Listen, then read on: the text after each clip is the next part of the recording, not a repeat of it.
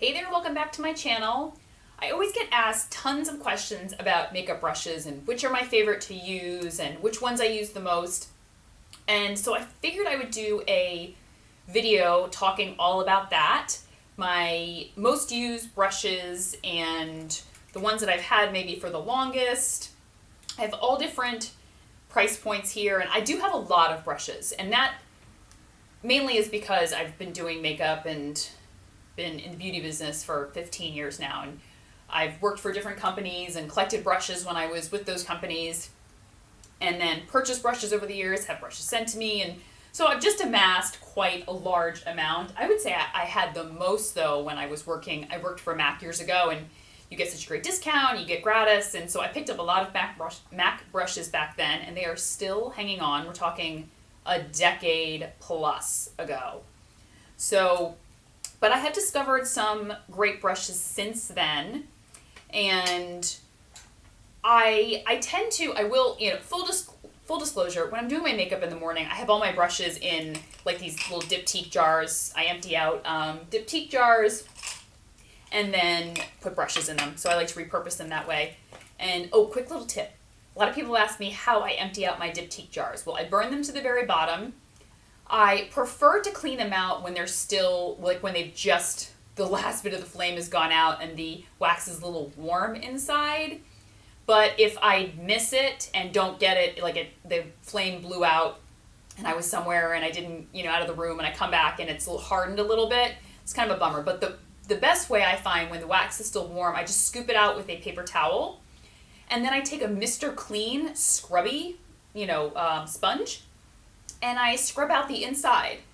And that I find really helps to get everything out and cleans out any soot that's on the side of the glass, and helps me. I use a little bit of Dawn as well with the Mr. Clean scrubber brush or sponge, and that helps to kind of take out any of the additional wax. And that's how I am able to clean out my diptyque glass jar. So quick little tip. All right, let's get on to the brushes. And okay, so like I was saying, full disclosure, in the morning, I just tend to grab whatever brush is closest to me. I don't always only use these brushes, but when I travel, that's how you know what your favorite products are, I always say, because whatever you grab when you travel is pretty much probably your favorite products, because you have to pick out of everything the only thing, a certain number of products to carry with you. So I often bring these brushes with me when I travel, which means that they are pretty much my favorite, which I know, but like I said, if it's early in the morning, I just grab whatever brush and make it work. But out of my collection, these are my favorite. And I was going to try to go in some type of order. So let me just kind of divide it up between eye brushes and face brushes and whatnot. Okay. When it comes to eyeshadow and blending and whatnot, I didn't do a liner brush, even though I guess I could show you what I've used in the past. And I don't do liner that often, so that's why I didn't have any liner brushes out here. I rarely do liner, but sometimes if I'm going to, I just pulled out the brushes that I use for that. Okay, so for blending, for the crease, and pretty much only for the crease and kind of blending out any color on the corner here, I still love the MAC. Oh my gosh, the actual color or the number has worn off. There's wood right there. I think it's 224. I'll make sure to link it below, and I'll make sure to link it in order so that you guys can follow along based on how I'm presenting them in the video. I believe this is the 224. It's their standard kind of fluffy dome-shaped brush that's been around for eons, and it really is a stellar, fantastic brush. A newer brush that I just discovered that I've been loving and using a ton of, so much so that I had to mention in the video, was from Jenny Patinkin, Patinkin. This is her eye contour brush. And I find that the shape is absolutely fantastic, and it's great for that windshield wiper motion that you do in your crease when you want to put a crease color in there. And it's so soft. So it doesn't taper to a point as much as the MAC one does though. So that's the main difference between the two, but I use them both equally. We're talking lid color. When we want to put colors on the lid, there's three main ones that I reach for. There is this MAC 239. This I use for cream eyeshadows as well. It's very short, stiff, and it's not synthetic hair, but I sometimes use a synthetic hair brush for some cream eyeshadows, but I do like this one the most. I've been using it for a very long time. It's very small, so it's perfect for really getting onto my eyelid and depositing the color exactly where I want it to. This brush by MAC, the 252, it's a large, flat, synthetic brush. I find this is great to really press the color all over the lid and, you know, kind of fits to my whole lid, and really enjoy that one. Armani also makes one that I use a lot of. It's brush number 21. I hope they still make it. If they don't, the other two will suit you fine.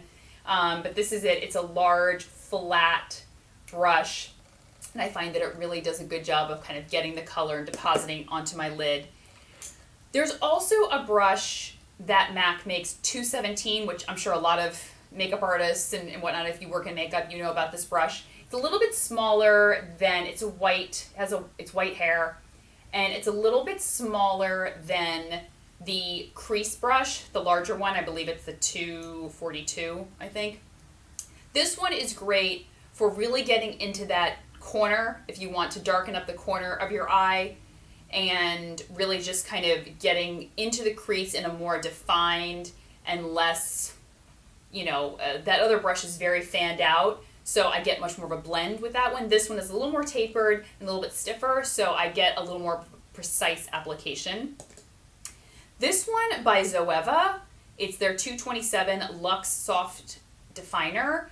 I just recently kind of started playing with, and I find that it does a very similar job to the 217. It's a little bit fluffier at the top, but I find that it does a really good job of kind of getting in there and blending out. Zoeva might be a difficult brand to find. I know their palettes were carried at Space NK, but I believe you can order from their website, and I think it's an international brand, but I believe you can still order from their website. All right, for liner, there is one main brush. Like I said, I use a lot of MAC brushes, especially for the eyes. MAC 210, it's a very, very thin, skinny liner that I use for gel liner. If I really want to get it close to the lash line. I don't tend to wear liquid liner. We all know that. Have you ever seen me apply liquid liner in a video? No, because I'm awful. No matter how many times I've done makeup, and when I used to do makeup every day behind the counter, if some woman was like, can I get that winged, liquid liner look? And I'd be like, I don't think that would look good on you, because I was horrible at doing it. I mean, I would try, but I didn't want to ruin their experience. So often I would get one of my other artists who just had, a fantastic hand and was a little bit more stable with applying it. So I'd get them to come over. I'm like, hey, come on over and finish this little bit for me, because I really wanted their makeup to turn out nicely. But with cream liner, I'm not trying to do a little flick or a wing at the end, but I find this brush is great at applying it. It's very thin, a little bit floppy, so it's not as firm, but it doesn't bother me. And for eyeshadow, if I want to kind of have an angled brush that I want to kind of press into the eyeshadow and press along my lash line, the 266 from MAC, it's that angled brush. A lot of brands make a brush like this. This is just kind of, I'm telling you the actual brushes that I use and enjoy and think are wonderful. However, this is more of a guide of probably the brushes you should have in your collection. And so many brands make great brushes, so if you find another brand that makes a similar style brush that you kind of gravitate towards, great. But this, from a more conceptual standpoint, I feel that you really need a fluffy, tall brush for your crease. You're definitely going to need a flat lid brush, and having a liner brush of some sort. I would say if you had to pick between two liner brushes, get the angled one rather than a skinny one like this. I would get an angled one because you can do cream liner, powder, whatever, or you can do your brows with this. And then those are your three main eyeshadow brushes. If you want to get a fourth, get a little bit smaller, tighter crease brush like the MAC 217 or like the Zoeva one that I spoke about.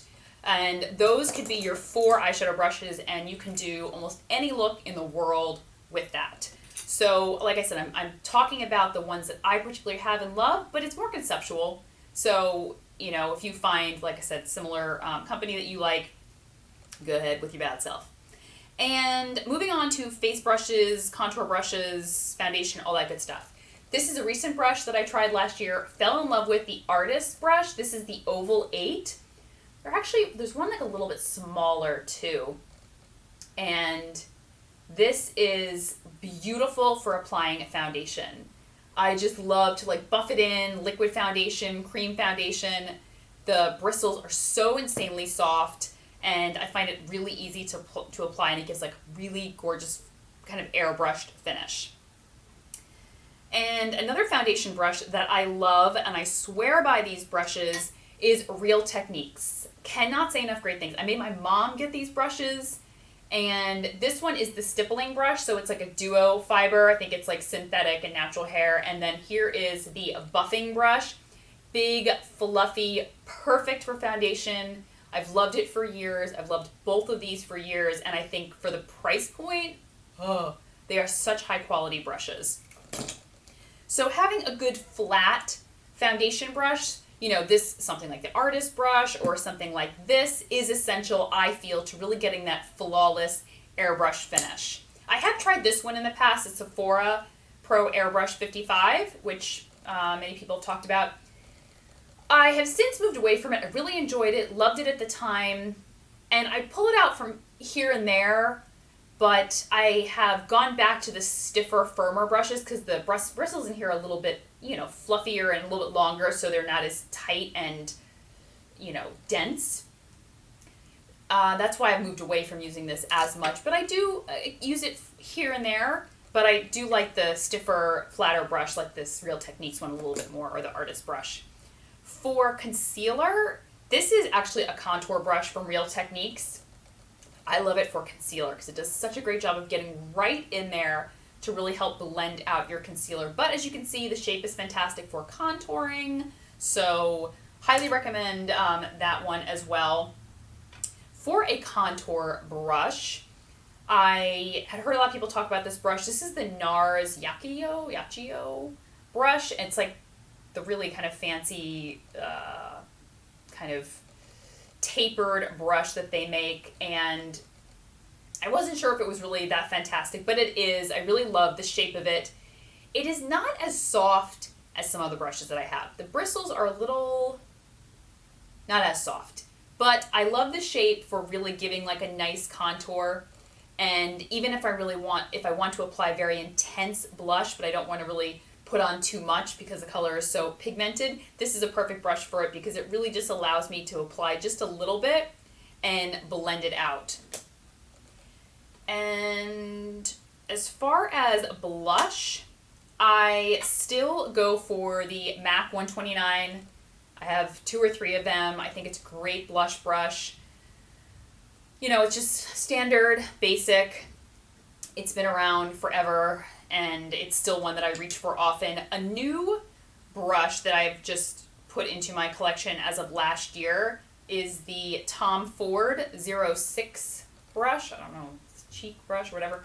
But this is what it looks like. It's a little bit fatter than the 129 MAC one, but I really find that it, rather than using the side of the brush too much, I tend to use the top of it to really buff in cheek color. And I find that it gives a really beautiful blend, and I sometimes even use it at the end when I kind of just want to blend my cheek color all together. I really love to grab that brush.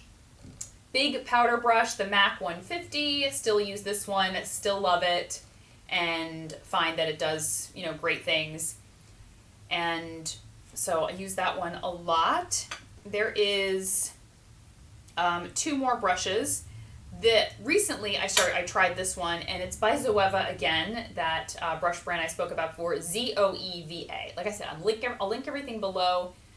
This is their Luxe Highlight brush, but there's a lot of brands that make a brush like this. It's a little kind of dome shape. It's a little bit larger than something that we use for the eyes, but it's perfect for the top of the cheekbones and really giving a gorgeous highlight. Another brush from a brand I just discovered, and it's the Jenny Patinkin cheek brush, and it's a little bit smaller than, let's say my Tom Ford or even my MAC, and it's a little longer, but I like that it is not as dense, so it allows the color to kind of move a little bit more, and it's a little bit smaller, so I can get it right on the apples of my cheeks, or I could use it as a contour because of the shape of it, or I could use it as a highlight. I love brushes when they can have like multiple different purposes.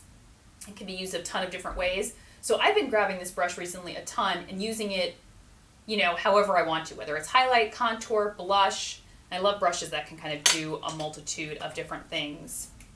And that's pretty much everything that I would really say is essential to, covering all the bases. Those are the brushes that I do use the most. Those are the brushes that I will travel with and that I find can, give me every type of look that I would need. Like I said, I do have a ton of more brushes and from tons of different brands. I do like this Bobbi Brown one, blush brush, but in a pinch, I will grab the Tom Ford or the MAC one before it.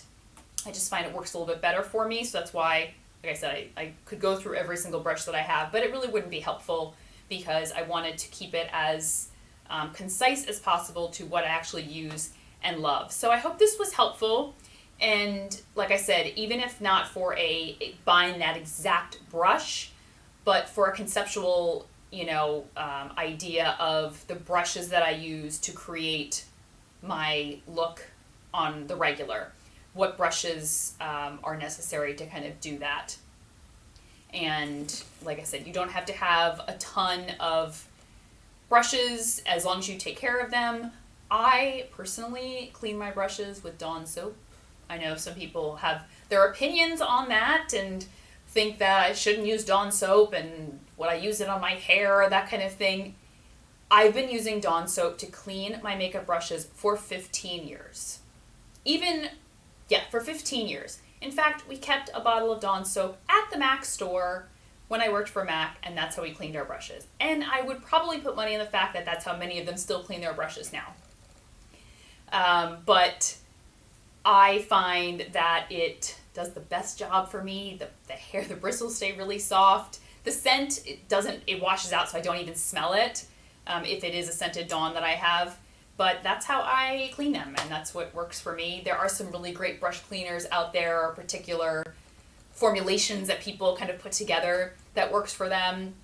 And if you have one that works for you, feel free to leave it in the comment section, because I love other people to see what other people do, and so that's the way I do it, but I know that other people have great suggestions too on how they wash their brushes, so be sure to leave me a comment and let me know how you wash your brushes.